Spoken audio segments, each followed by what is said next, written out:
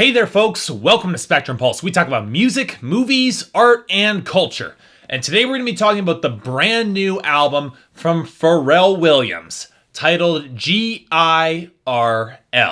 Spelling, of course, girl. Now, it's always a little bit worrying when producers step out from behind the soundboard and then they try to make hits of their own. And look, I know that sounds terrible, and I've talked about people on this show who have made it work, but it circles back to the fact that it's extremely rare that a gifted producer will be a smash performer, and vice versa, because while there is some overlap within the skill sets, definitely, it's incredibly rare to find someone who can handle both very effectively. In modern years, the one I guess that springs to mind that worked the best was probably Timbaland, who worked with Justin Timberlake and even had a few hits of his own throughout the mid-2000s. Songs that might not have been exactly amazing, but Timbaland's unique baritone and fairly surprisingly good charisma gave the song some real staying power, at least for me. But even with that, I'd have a hard time calling his material as a frontman all that amazing, because there was something of a calculated element to his presentation, at least vocally. It was a little bit stiff, a little bit awkward, something you never saw in his beats, and that lack of comfort does show in front of a microphone. But then again, when compared to will.i.am, the other beat-making producer who stepped out from behind the mic and showed nothing but absolute disinterest and even contempt for the idea of recording lyrics that made sense or anything close to good, well, Timbaland starts holding up pretty well. To his credit, the artist that we're going to be talking about today has never really seemed to have that sort of problem. Pharrell may have started his career in the same era as Timbaland's as a member of the Neptunes with Chad Hugo,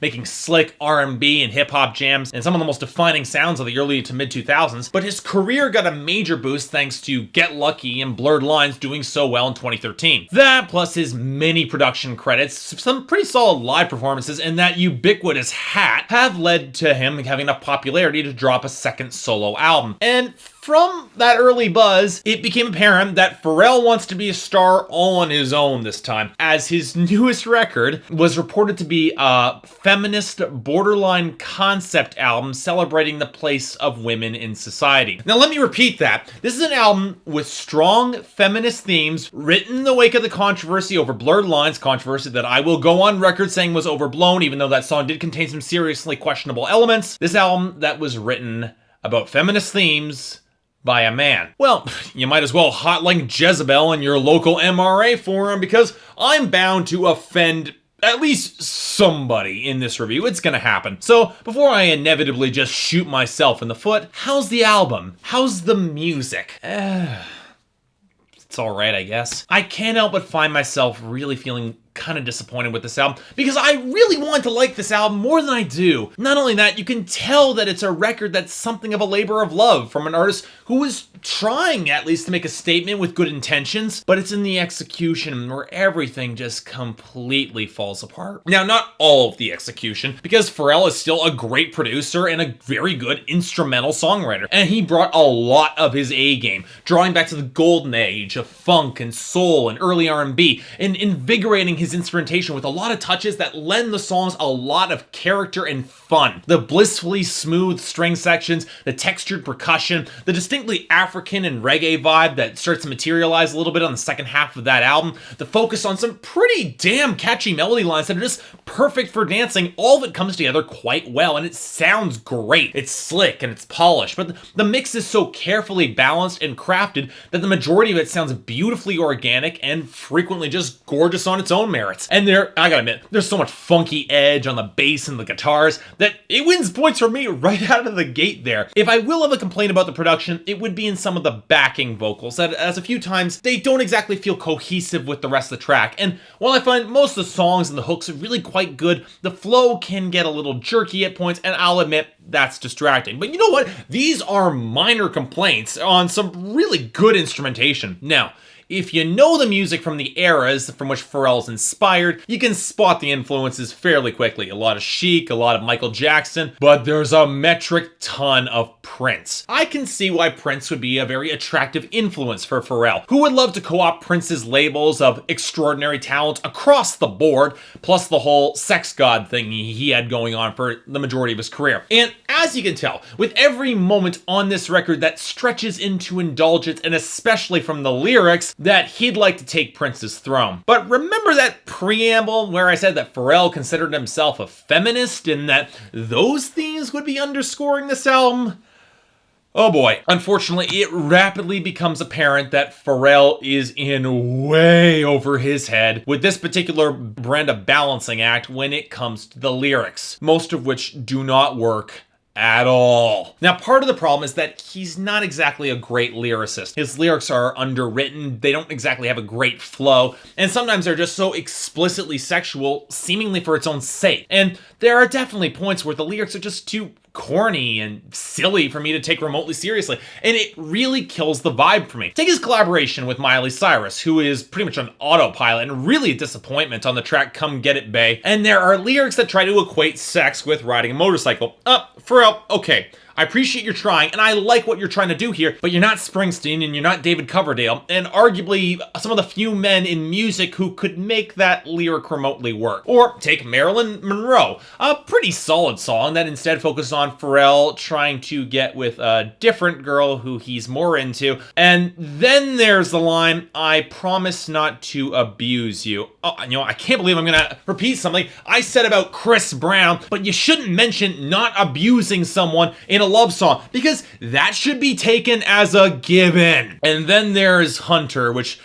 might be the stupidest song I've heard thus far this year, which seems to take a page from the Justin Timberlake's playbook from the 2020 Experience 2 of 2, and then trying to go for that whole hunting animal motif. And then Pharrell makes it way too explicit by referencing taxidermy and liking Duck Dynasty and it being cool, and equating sex with kung fu? Oh, you know what? It would be more creepy if it wasn't so blissfully idiotic and totally not self-aware. Here's the infuriating thing. Pharrell plainly intends for none of this to come across as denigrating to women or over any line whatsoever. Okay, Gush might be pushing it, as it goes into some pretty lurid detail about vaginal secretions, but it's the Prince comparison. He's trying to be romantic and very sexually explicit. It's sort of along the lines of what Beyonce tried to do with her recent album. And like with Beyonce, there are stabs at feminist themes that come close to actually hitting the mark. Lost Queen and Freak, they're not bad steps in this direction, and if you enjoy some of the sillier sex jokes and that Pharrell makes in that song and that Geico reference that comes out of nowhere, you can kind of see it as romantic. Gust of Wind was close to being my favorite track on this album for its killer groove and actually pretty decent lyrics about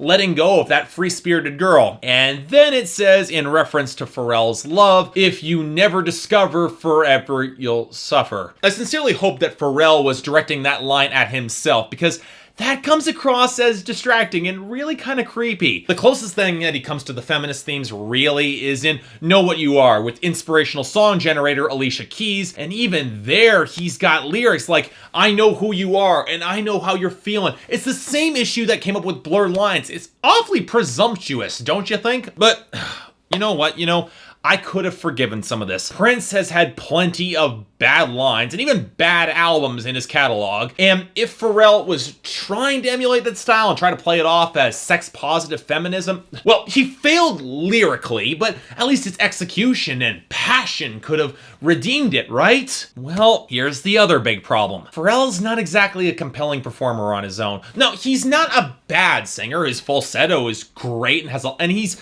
clearly giving a lot of enthusiasm and a lot of passion to his performance. But maybe it's just me, but it always feels that Pharrell fell into the trap that a lot of disco and 80s R&B performers experienced back in their careers. A lot of the material just feels a little soulless and lacking in genuine, passionate feeling. Pharrell's brand of charisma feels a lot on the line of the old showmans of the past, the 50s and the 60s. Or to make a modern comparison, Bruno Mars. There's a lot of emulation of the style and charm and swagger. He understands the genre, and he'll probably kill in Vegas someday, but it doesn't quite feel genuine to me. The same reason why Bruno Mars's Treasure just didn't work for me. And you know what? Sure, what Pharrell's trying to do, it can work. It worked on a song like Happy, which is basically just effervescent, fun fluff that I could see Owl City writing. But look, if you're trying to make Prince-style sex jams, if you want to emulate Prince and come across as that sort of sex god, you gotta really mean it. You gotta be able to sell it properly. And I gotta be honest, Pharrell never managed to convince me in the way that Prince or Marvin Gaye or even R. Kelly at his best, how they could do it easily. Now look, It's very telling that on Pharrell's collaboration with Justin Timberlake on Brand New, one of the better songs on the album, they include in the bridge lyrics about how their intentions are occasionally misunderstood, how they show off their sex drives and their kinks, and a lot of people just think they're being pigs or perverts. And in reality, I have no trouble believing that these two very happily married men mean no harm towards women whatsoever. Their intentions are good. But it's very telling that on this album, whenever Pharrell tries to approach a feminist theme, he does so through the framing of his own personal appetites. And the frustrating thing is that I don't think Pharrell is remotely aware of that. That's the problem. Honestly, I don't think Pharrell should be making this kind of album, because at least without deeper insight into what he's trying to do. He's in way over his head. And yet, despite my many issues with this album, the grooves and vibes of this album are so much fun, and they're so well produced that they're really kind of hard to dislike. So with that, I was really divided on this. So you know what? I'm giving this album a 6 out of 10. Because if you want to just shut your brain off entirely and just groove and just dance with the music, Pharrell's GIRL, it will get a recommendation from me. Otherwise, if you're paying attention to the lyrics or the deeper performances, not so much. Might still be your thing if you have a passion for that brand of R&B, but otherwise, you might want to avoid this one. So yeah, thanks a lot for watching. If you'd like to like and subscribe, I'd be more than grateful. I can imagine this review will evoke all manner of controversy, like bringing up feminism on the internet always does, but just try to keep it civil. If there's any other albums you'd like me to cover coming out this year, or there's anything I might be able to do to improve my presentation, I'd be more than happy to hear about it. So until then, see you next time.